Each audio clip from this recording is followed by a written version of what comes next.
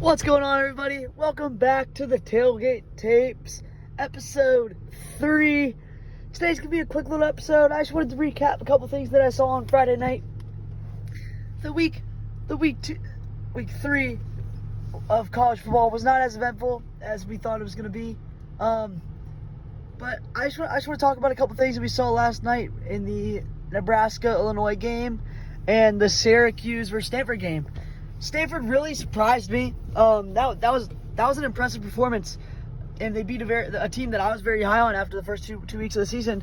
In Syracuse, Colin McCord looked like one of the best quarterbacks in the country, and he looked a little off from what he's been displaying over the last 3 weeks.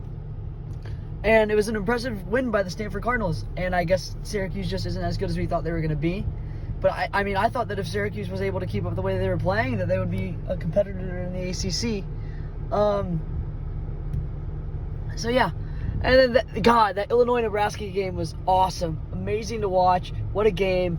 It was before going into the game, we knew it was going to be a test for Dylan Raiola, and it was I've been waiting for him to play like a competent team, and I wanted to see how he would look against a high quality Big Ten team. And not high, well, better than the other Big Ten teams in Illinois. Put a very strong secondary. Illinois has great corners and safeties. They're very strong at the position. And he played well in the first two quarters, but you kind of saw those freshman hiccups in the second half of the game, and he definitely kind of folded under pressure, which was difficult to see. And that's why, in the end, Illinois came out on top. I mean, you saw not only the decision that he was making to throw, but he struggled to get rid of the ball when he was in the pocket, and he took a couple sacks, and that's how he lost in overtime. Now we got a couple interesting games on Saturday. I've been very high on this Oklahoma team from the start, but I mean this Tennessee team has looked ungodly. It's impressive what they're doing with Nico Malivova, because we thought they were going to be good. We thought their offense was going to be pretty good. They weren't great last year, but, it's Nico's second year. They added a couple pieces. Their defense is very strong. They have a top 5 pick in James. Whatever, I don't know his name. But, and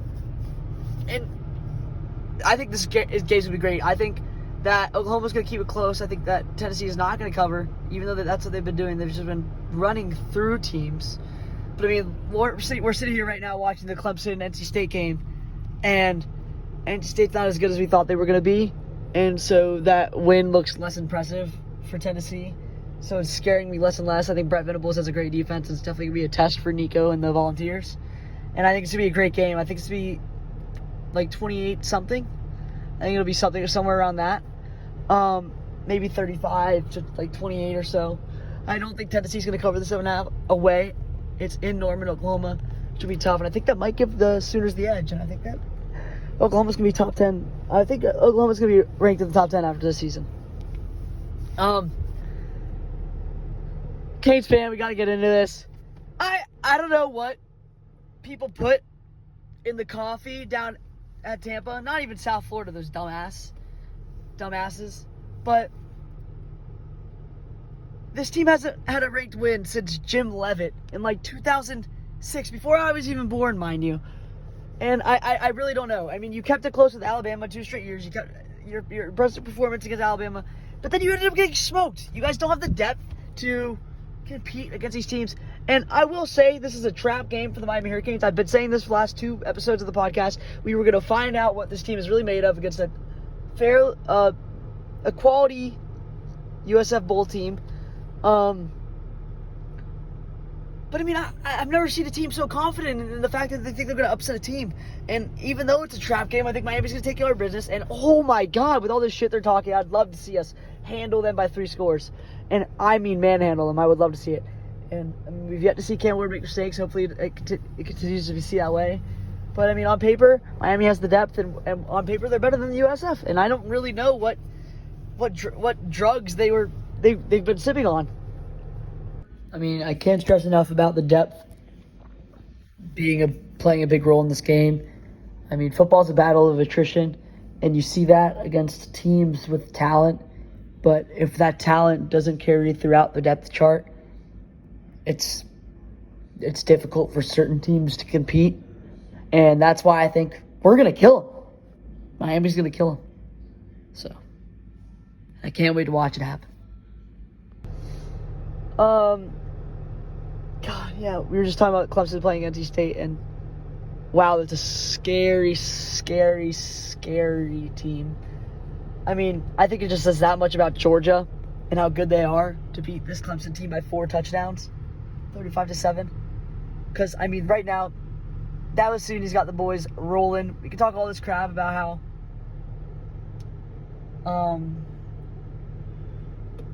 sorry, tired.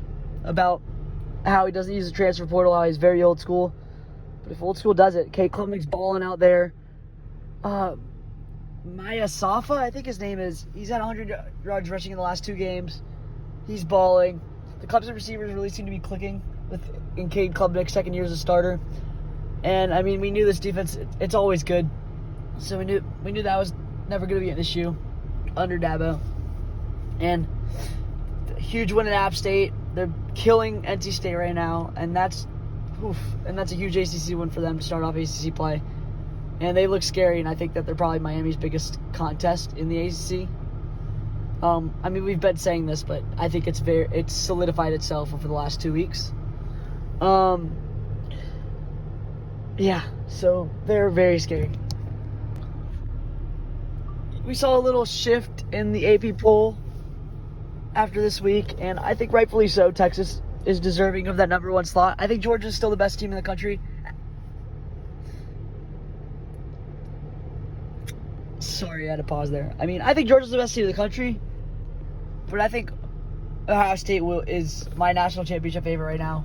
Their roster is just so talented. It's impressive to watch. Ryan Day, great play caller. Chip Kelly's working well with him. Jeremiah Smith coming into his own like we thought he would as a freshman, and Will Howard's doing Will Howard things. And I can't wait to see this team start Big Ten play in a couple of weeks. I think this Oregon team who finally found its groove, as J.D. Pickell would say, they just couldn't handle the potatoes down in Idaho, so they were playing a little rough against those teams. But, I mean, they looked good against Oregon State, and I don't know how to feel about the Oregon State team. They're probably not as good as they've been, especially with losing a lot of people like Damian Martinez and even DJU. You can say what you want about DJU, but he did play well for that Oregon State team. And it looked like Oregon finally found their groove, which is good to see, and I think it's going to have a lot of momentum going in that Ohio State-Oregon game in 2 weeks. Or 3 weeks, whenever it is. But I think Ohio State's my pick to win the national title right now, and I don't think they're going to prove me wrong for a while. Texas, though, definitely deserving of that number 1 spot. Huge win at Michigan. God, Davis Warren is awful. And it's just crazy to see that shift. And you can't even say it's because there's penalties or something, because they haven't even been penalized for cheating. I mean, you could say it's the loss to Jim Harbaugh, but I really thought Sharon Moore was a good coach when he filled in place for him. They just don't have the talent that they did last year, losing a lot of guys to the NFL. But now it's orgy time. So it's going to be an orgy in the end zone against USC. I think USC is going to win this game. I think they're going to cover 4.5. But don't be surprised if Sharon Moore gets those boys buzzing and Michigan ends up pulling this out in the big house. I mean, it's going to be tough for them to lose two straight in the big house. But I do think they're going to do, because I think Miller Moss is legit. I think he's a legit top 8 Heisman candidate right now. And USC is great on defense, and they have a couple of playmakers on the offensive side of the ball that pair up with Miller Moss really well.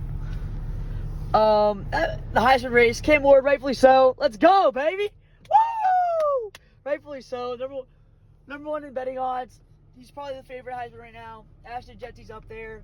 This Arch Manning and Quinn Ewers situation is interesting. I mean, Arch Manning's looked great. Took a great step out of high school, because honestly, I thought he was just a 5-star last name. He did look great. He put up stats, but he was playing very crappy Louisiana competition. But I mean, Steve Sarkisian's a GOAT, and he's definitely developed him really well. And we'll see how bad this Quinn Ewers injury is. I mean, he's had shoulder problems in the past. I just hate to see it for a guy like him, because I mean, he's a top 5 quarterback, NFL prospect, top 3 even. And I love the guy. He's great arm, knows what to do with the ball. He's really thrived in this Steve Sarkisian offense. And it's really, really interesting to see Arch Manning's betting odds for Heisman to shift up that much. It's insane. But, I mean, if Quinn Ewers comes back, I feel like he'll only miss one game. But they also may be slow playing it just because I don't know how difficult the games they have coming up. So yeah, that'll be interesting to go out. But until Cam Ward proves us wrong, I mean, he should be the Heisman favorite. I know he doesn't play for great teams yet, but if he could if he could put up the same type of stats that he's been putting up against a high quality, not very high, but high quality USF team, they're gonna be bowl eligible. They might even be ranked by the end of the year. It's gonna be really fun to watch. I think this is a very tight Heisman race. And speaking of Cam Ward of the Canes, I mean, this is very Homer thing to say, but the only reason why I think that the Miami Hurricanes have a good chance at winning, that good chance of going far in the college football playoff, and maybe even winning it, is just the fall off between competition. I mean, no one has really stood out to me this year in terms of play. I mean, even Georgia had a woe against Kentucky, and I just think that everyone else has taken a step back, and I think that's why it could be Miami's opportune chance to make it far this year, just because of the fall off that the other competition had. And it's the same thing in the NFL, where offenses just aren't the same, and we'll talk about that a little bit tomorrow in episode 4. But yeah, that's why it's gonna be so much fun to watch. Which I know is what we keep saying, but I just love football. It's what we keep saying, but I just love football. What else is there for this weekend? Another thing in the college football playoff race is going to be very interesting. Is just this, with the new 12-team playoff, is just this race between group of 5 teams. I think we're going to actually see 2 group of 5 teams that are going to be undefeated.